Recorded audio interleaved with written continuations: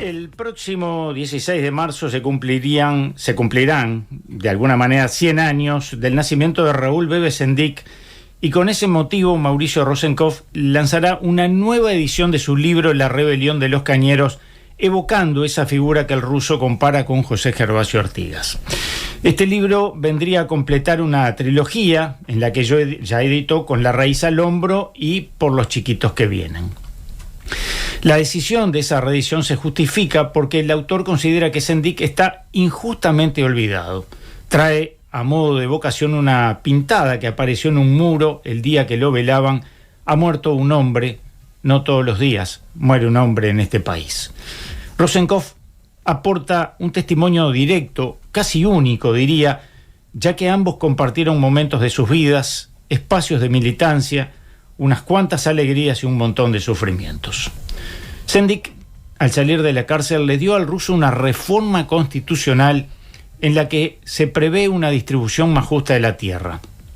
Lo sacó del inframundo de los calabozos solitarios, cuenta poéticamente el ruso, para agregar luego que ya la estaba procesando desde que se reunía con los cañeros en Bella Unión, donde les hablaba de la reforma agraria de Artigas, haciendo carne aquel concepto de que los más infelices deben ser los más privilegiados. Luego añade enfático que desde Artigas no hubo un movimiento por la tierra como la de Sendik con los cañeros.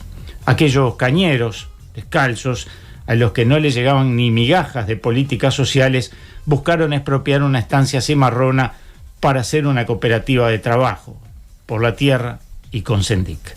En estos dos capítulos, del que hoy vamos a compartir la primera parte, Rosenkopf tiene un cometido que reitera casi como una retahíla conceptual.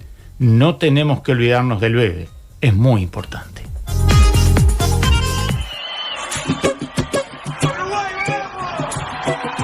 Desde este momento, Mauricio Rosenkopf nos propone que nunca falte en Info 24.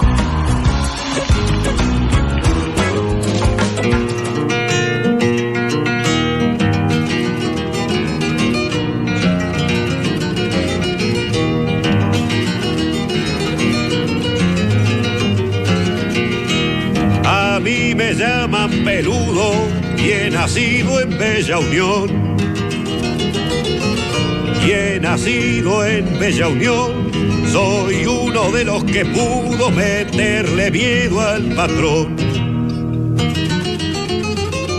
El 8 se va allá lejos y hace tiempo, porque estamos por crear una nueva edición de La rebelión de los cañeros, que tiene que ver con un entrañable compañero que cumple 100, Raúl Sendik. Decís que cumple, lo tenés acá. Y está presente, porque claro, digamos, los seres como él, estén donde estén, siguen estando presentes entre nosotros, y a veces uno se olvida de dónde vienen las cosas, pero escarbas un poco y vas a ver todo lo que viene del bebé. ¿Y desde dónde lo evocas? Y mira, vamos a arrancar por el principio, año 1956. Yo trabajaba en el Popular, estaba en el plantel de la Fundación, y me mandan un día, me dicen, mira, va a estallar una huelga en La Charqueada, una huelga de peones arroceros, y allí voy. Llego a 33, me baraja el maestro Gómez y tomó el único ómnibus que a veces salía, y cuando salía a veces llegaba. Me voy para La Charqueada. Bueno, allá en la pensión del negro Sosa, me baraja Orozmil Leguizamón. Orozmil Leguizamón era un obrero metalúrgico socialista que estaba trabajando con los peones para formar un sindicato y hacer las demandas, que en cuanto enumere solo un par, te vas a olvidar de que en algún momento y por aquellos días todavía se decía que vivíamos en la Suiza de América.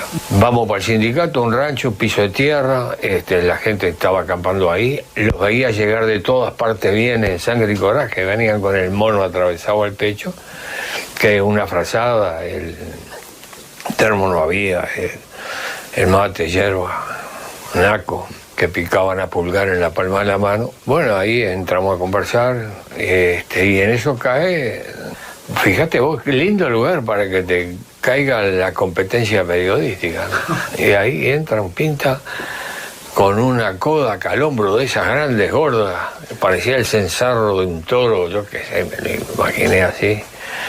Nos conocíamos de la vuelta, ¿qué haces? Lo mismo que vos, contestó. Nos conocíamos de la vuelta y a partir de entonces anduvimos juntos en toda la marcha. Era un enviado periodístico del Sol, que era el semanario del Partido Socialista, y ahí dormimos en el piso de tierra y dimos todas las vueltas, hicimos toda la marcha.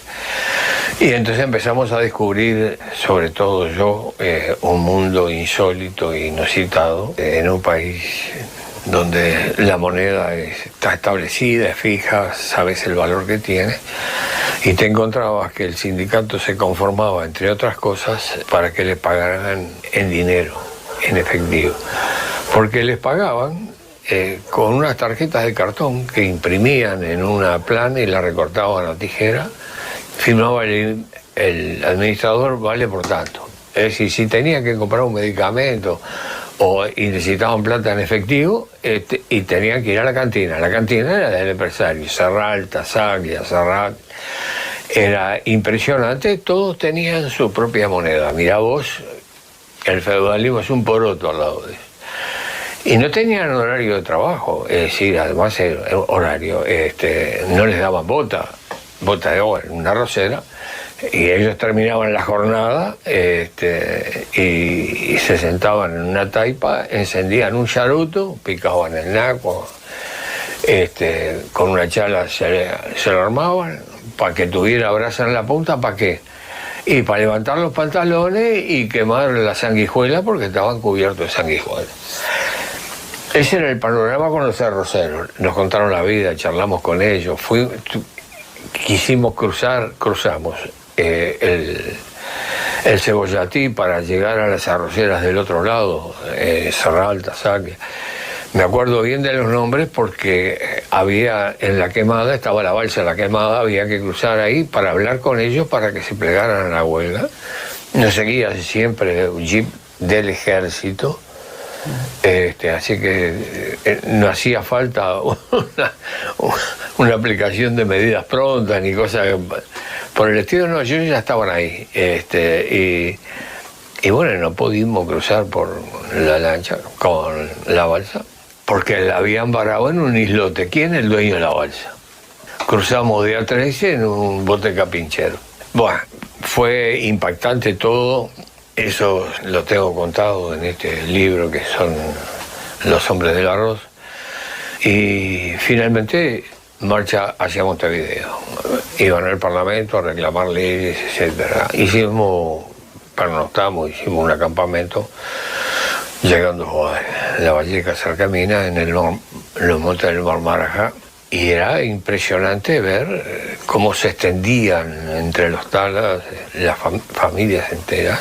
Y se acomodaban ahí, bueno, y al amanecer, una alba lechosa, brillante, veo cuando despierto un peón con sombrero aludo, bien aludo, echado para atrás, y el poncho, avivando el trafoguero para calentar agua para el mate, y detrás de él los lomos de la gente que se entraba a mover para el alzamiento. Entonces quedó encandilado. Y es cuando exclamó, la gran puta, che, parece un ejército. Y el bebé lacónico, que ampolichábamos ahí bajo el mismo tala, responde lacónico, es un ejército. He venido caminando desde Artigas hasta acá. Desde Artigas hasta acá, todo el camino gritando ¡viva Sendik y Utah! Mira, hago un asterisco para ubicar un poco el tiempo que vivíamos, porque generalmente nos atribuyen que nosotros nacimos con acontecimientos del otro lado y la banda oriental vivió alzada y América ni te cuento. Entonces es bueno recordar que por el año 56 había un gobierno democrático en Guatemala con Jacobo Arbenz de presidente, que tuvo el atrevimiento, el tupé de instalar un ministerio de reforma agraria en Guatemala, fíjate dónde. Y entonces hubo un rechifle de la UNAID, Fruit y Estados Unidos preparó unos mercenarios en la frontera y que invadieron y lo derrocan. Para ubicar lo que era América en aquel momento, donde los mineros bolivianos reclamando contra el monopolio de 3 familias que eran dueñas de todo los recursos minerales de Bolivia desfilaban también con cartuchos de dinamita colocados al pecho y alguno que otro con un Springfield, un fusil. Es un poco para contextualizarlo. Después de esa experiencia, un día seguimos en comunicación con Raúl y una vuelta estaba desfilando en una marcha, 1 de mayo, era un 1 de mayo, y de pronto se me arrima con picardía el viejo Gultelli, edil del Partido Socialista, y me intercepta y me dice, aquel quiere hablar contigo. Y entonces hicimos una parte, me dio donde estaba, arreglamos una cita, estaba en Rivera y acá cerca. Estaba con su compañera y los 2 hijos chicos para verlo. El bebé se había ido para el norte, era procurador, hacía actividades, pero organizó los cañeros y él pasó un poco menos en la Clande que en la primera porque se enfrentó a la Confederación Sindical del Uruguay, que era una central obrera amarilla. Entonces caímos, nos encontramos, me dio unos papeles, mirá, estuve escribiendo esto por allá, ¿por qué? Yo pensaba, ¿por qué no te largás vos? Y dice, lo hago, pero guardame los papeles que se me pueden perder. Entonces quería contar que eso, y arranqué para aquellos lados, de donde sale esa cosa impactante de los seres que conoces y las anécdotas y las historias. Digamos, fíjate, anclé allá en el rancho de alguien que recordaba cuando los alzamientos de 1904 se arrimaban a caballo toda la chacra donde él trabajaba para pedirle muñata. Te das cuenta, era la memoria. Bueno, dormí en un catre, estaba con el flaco Belletti. Y ahí emprendí, bueno, ida y vuelta, pero esta fue larga y me pasaron algunas cosas que dan la pauta de lo que era la atención médica para los pobres. Y estábamos acampando, no recuerdo en qué departamento, porque era una marcha hacia Montevideo, y en eso me entero que hay un vencedor entre los que iban en la marcha, donde había las cosas más insólitas. Había 2 negros viejos que habían sido soldados de Juan Carlos Presti en Brasil, habían estado en el alzamiento, estaban acá.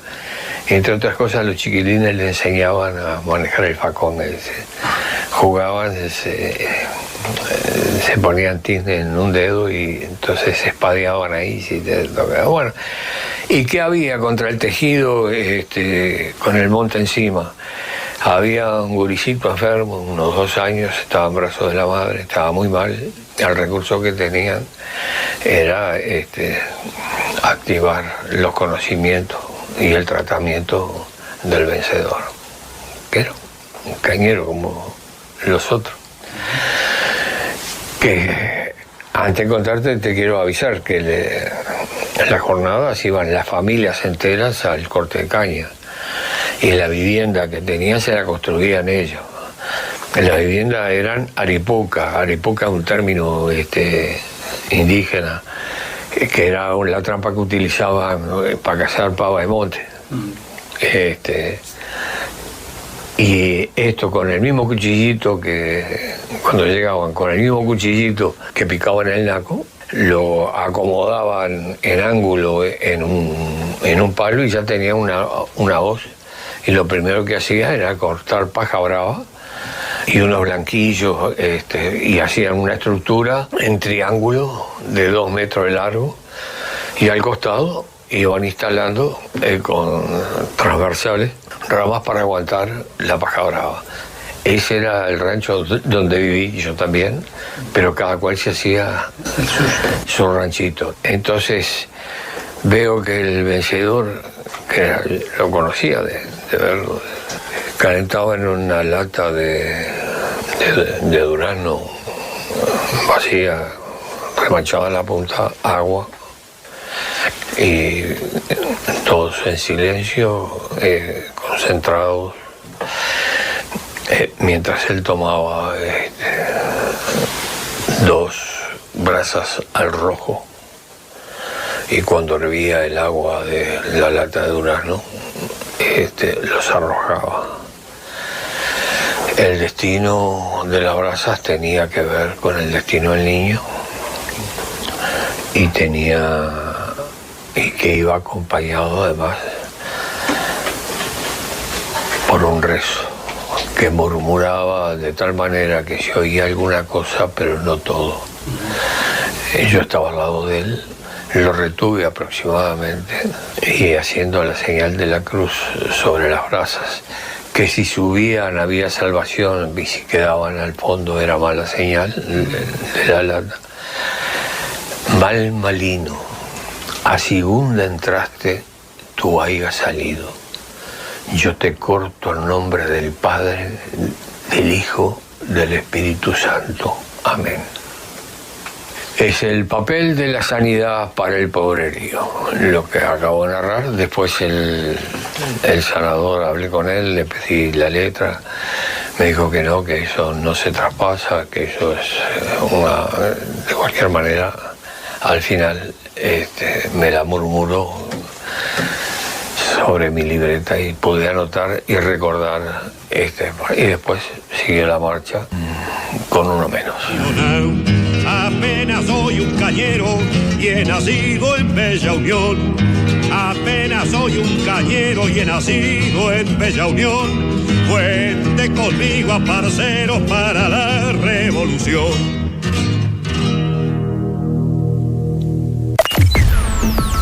Info 24, la actualidad que nos mueve.